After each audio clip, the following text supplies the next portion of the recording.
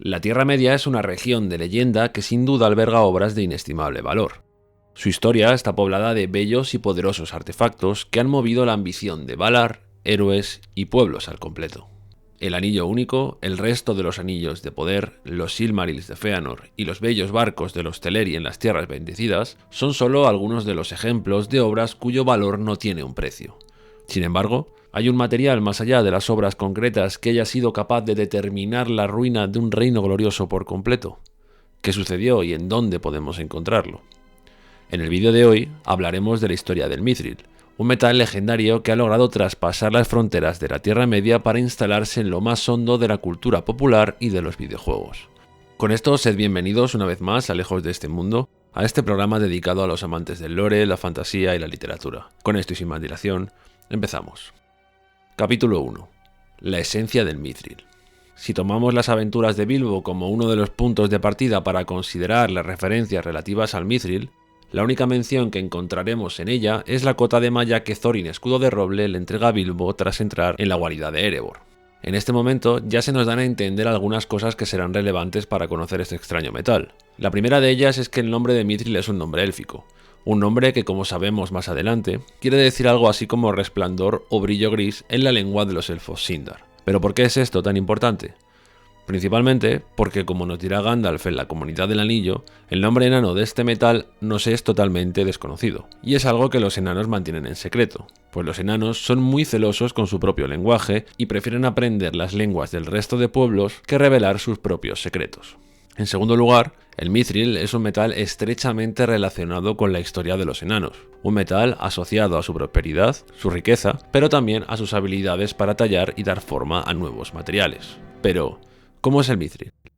En su camino hacia el este, justo cuando la compañía se decide a tomar el camino de Moria para cruzar las montañas nubladas, Sam y Gandalf hablan sobre el reino de Moria, la principal de entre todas las ciudades de los enanos en la historia de la Tierra Media. En esta conversación, Sam le pregunta a Gandalf que para qué demonios iban a querer regresar los enanos a un reino que ya está en su periodo de mayor ruina. En este momento, Gandalf proporciona una respuesta que también contestará nuestras preguntas. Gandalf nos cuenta que la riqueza de Moria no se basaba en el oro ni las joyas, a las que consideraban meros juguetes, ni tampoco en el hierro, que era su material de trabajo, sino que se basaba en el Mithril. El Mithril era un material que, según el conocimiento de Gandalf, y esto es algo que comentaremos más adelante, solamente se podía hallar en Moria. El Mithril era conocido como la plata de Moria, y pese a que se esforzaban mucho en excavar para encontrarlo, los enanos no solían traficar con él y lo guardaban con bastante empeño. El valor del Mithril era 10 veces superior al del oro, y ahora ya no tiene precio, pues es poco lo que queda en la superficie y ni siquiera los orcos se atrevían a cavar allí en el momento en el que Gandalf y Sam mantienen esta conversación. Además, Gandalf nos cuenta que este metal podría ser trabajado como el cobre y pulido como el vidrio. Los enanos podían transformarlo en un metal más liviano y sin embargo más duro que el acero templado. Tenía la belleza de la plata común, pero nunca se manchaba ni perdía brillo. Los elfos lo estimaban muchísimo, y lo empleaban entre otras cosas para forzar la Sithildin, es decir, la estrella luna que podía verse grabada en la puerta de Moria. Bilbo tenía una cota de malla de anillos de Mithril, como ya hemos mencionado, que Thorin le había entregado y que, según Gandalf, valía más que toda la comarca con todos sus bienes incluidos. Dicho esto, ¿era el Mithril algo que solamente podíamos encontrar realmente en Moria o se hallaba en otros lugares como Númenor y Valinor? ¿Cómo influyó el descubrimiento del Mithril en la relación con los elfos de la Tierra Media? Vayamos con ello. Capítulo 2. El auge de Moria. El reino de Moria, también conocido como Khazad-dûm, vivió durante la Segunda Edad del Sol su periodo de mayor gloria y esplendor. Tras el hundimiento de Beleriand y los sucesos que continuaron a la Guerra de la Cólera, los supervivientes de los pueblos enanos de Nogrod y Belegost, allá en las Montañas Azules, viajaron a las Montañas Nubladas para instalarse en los Salones de Moria. Según se nos cuenta, durante la Primera Edad del Sol, el pueblo de Durin en Moria ya era un pueblo digno de renombre, por lo que la llegada de estos pueblos con sus habilidades y con sus expertos contribuyó en mucho a su crecimiento. A comienzos de la Segunda Edad del Sol, además, los elfos Noldor y Sindar que venían de Beleriand se habían instalado en las costas occidentales para fundar el reino que conocimos como Lindon, que en aquel entonces era gobernado por Gil-galad, aunque más tarde se extenderían sus dominios hacia el este en dirección a las Montañas Nubladas. Al otro lado de las montañas, en el este, diversos pueblos humanos vivían a las orillas del Anduin, así como parte de los Nandor que no viajaron a Beleriand habitaban en el Bosque Verde. Esta particularidad geográfica dotaba a Moria de una ubicación espléndida para controlar las vías de paso entre las montañas nubladas y el resto de las zonas de la Tierra Media. El mithril fue descubierto en algún momento impreciso de comienzos de la Segunda Edad del Sol. Su hallazgo supuso un antes y un después para la economía de los enanos, pues, aunque no les gustaba traficar con él, sí que realizaron bellas obras de valor inestimable que pasaron de mano en mano. Esto llamó la atención de algunos de los Noldor que estaban asentados en Lindon, lo que, en torno al año 750 de la Segunda Edad, motivó que Galadriel fundase el reino de Eregion en la actual zona de Aceveda, al oeste de las montañas. Se nos dice explícitamente en los apéndices que esto fue una razón de peso para que los elfos se instalaran allí, a la vera de Moria, además de para elevar un bastión de vigilancia más al este que permitiera controlar los movimientos de los enemigos. El caso es que interesaba particularmente comerciar con los enanos debido a su riqueza, a su habilidad para facturar objetos y también por este extraño metal del que tan pocas cosas se conservan. Cabe asumir que los White-Eyed Myrdain, es decir, esta orden de herreros, de enanos y elfos al cargo de Celebrimbor y Narvi, también pudieron manipular este material al menos para la forja de uno de los anillos de poder, pero de esto hablaremos más adelante. El caso es que, según Gandalf, el mithril era un material que solamente podíamos hallar en Moria. Sin embargo, la creencia general, basada en algunas notas y líneas de la trilogía y otros textos del profesor, suele considerar la leyenda de que también hubo mithril en Valinor y en Númenor. Vamos por partes. Para el caso de Númenor, podemos encontrar unas líneas en los cuentos inconclusos que colaboran un poco en la creencia de que allí pudo encontrarse de verdad este metal. Y es que en el texto de la línea de reyes de Númenor, un apartado dedicado a la enumeración de todos los reyes que gobernaron en esta tierra y sus principales obras, encontramos en el texto del 15º rey de Númenor, es decir, de Tal Tenemaite, que se nos cuenta que a este rey le pusieron el nombre de Mano de Plata debido al amor que le profesaba a este metal y debido a su costumbre de ordenar a los sirvientes que le trajeran mithril. Esto, por supuesto, no tiene por qué ser un indicativo de que hubiera mithril en Númenor. Pues bien, podría referirse a que este rey trataba de comerciar con los enanos de Moria a través de Lindon para obtener este preciado metal. Sin embargo, un poco más adelante, en un capítulo en el que se menciona la Elendil, encontramos una nota que ya termina de ponerlo todo patas arriba.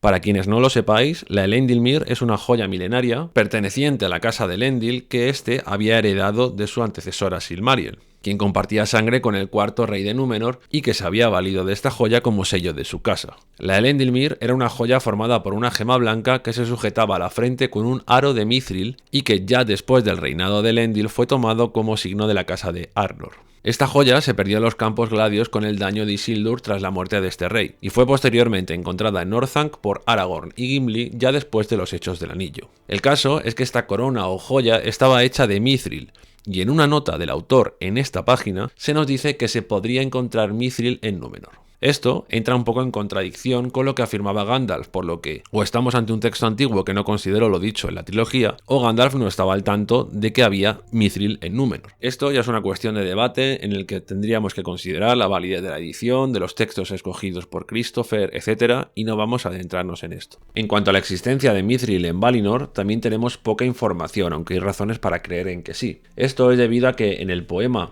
que Bilbo compone sobre Arendil y que nos recita en la Comunidad del Anillo, el Hobbit afirma que construyeron para el medio elfo un barco de mithril y de vidrio élfico. En la imagen os muestro las dos traducciones del poema. En algunas traducciones del castellano, el término mithril ha sido traducido como sándalo, pero en la versión original podemos ver que aparece el término mithril.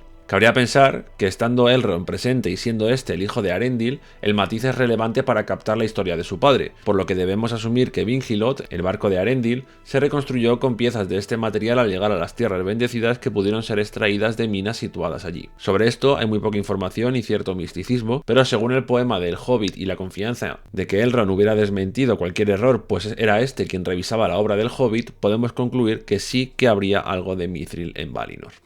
Dicho esto, pasemos al último episodio. Capítulo 3. El destino de la casa de Durin. Pero, como sabemos, el hallazgo del mithril no será solo un signo de grandeza, sino también un presagio de la condena de Moria. Gandalf nos dice que, aunque los enanos no hablan de eso, el mithril fue su perdición, pues quienes cavaron con demasiada codicia y demasiado abajo, terminaron despertando a este demonio perdido de la memoria y del tiempo que es conocido como Balrog. Y es que, mucho tiempo atrás, tras la destrucción de Angband a manos de Valar, elfos y humanos, los Balrog supervivientes se escondieron profundamente en las entrañas de la tierra. En su búsqueda de mithril, y tras más de 3 milenios cosechando los frutos más superficiales que las minas de Morian ofrecían de dicho metal, Ya entrados en el reinado de Durin VI, las cosas llegaron demasiado lejos y el Balrog despertó de la oscuridad, destruyó el reino y obligó a huir a los supervivientes. De ello se nos cuenta lo siguiente. Sucedió que en medio de la Tercera Edad, Durin fue rey, el sexto de ese nombre. El poder de Sauron, servidor de Morgoth, crecía en el mundo, aunque la sombra en el bosque frente a Moria no se reconocía aún como lo que era. Todas las criaturas malignas estaban agitándose. Por entonces, los enanos cavaban muy hondo bajo el Baracimbar en busca del mithril, el metal de valor incalculable que año a año era más difícil de encontrar. De este modo, despertaron una encarnación del terror que había huido de Zangorodrim y yacía oculta en los cimientos de la tierra desde la llegada de la hueste del occidente, un Balrog de Morgoth. Con el despertar del Balrog, este fue el fin del reino de Moria, que fue habitado por orcos hasta la batalla de la Zanulbizar y no sería liberado del Balrog hasta que Gandalf lo venciera definitivamente a finales de la Tercera Edad del Sol. Concluida ya así la Guerra del Anillo, los enanos volvieron a refundar el reino de Moria, y quién sabe si siguieron reconectando mithril o frenaron del todo su avaricia. El caso es que, llegados a este momento, solamente nos queda enumerar los objetos conocidos que fueron fabricados por este metal. En primer lugar tenemos la cota de Bilbo, también el anillo de Galadriel estaba formado por mithril, Nenya, la puerta del este de Moria, como conocemos por los libros, el estandarte de Elendil que Aragorn lleva en su barco de regreso del Sendero de los Muertos, en el que se nos cuenta que Arwen había inscrito estrellas con mithril, la Elendilmil o joya de Elendil, que ya hemos mencionado previamente. En la trilogía se nos cuenta que los guardias de la puerta de la ciudadela de Minas Tirith llevaban cascos preciados con glorias de otro tiempo que estaban fabricadas en mithril. Después de la Guerra del Anillo, la puerta de Minas Tirith, que había sido destruida por el rey brujo durante la batalla que rodeó la ciudad, fueron reconstruidas con acero y con mithril, lo que incrementó su belleza. Además, cabe suponer, por lo leído más arriba, que en Mordor pudo haber joyas forjadas por mithril, así como en Númenor pudieron hundirse artefactos forjados con él. Pero de esto no tenemos más noticia. Dicho esto, esperamos que os haya gustado el vídeo. Darle like, comentar y suscribíos para más vídeos de este tipo y para seguir apoyando el canal. Y con esto, esperamos que paséis una feliz semana y nos vemos en la próxima.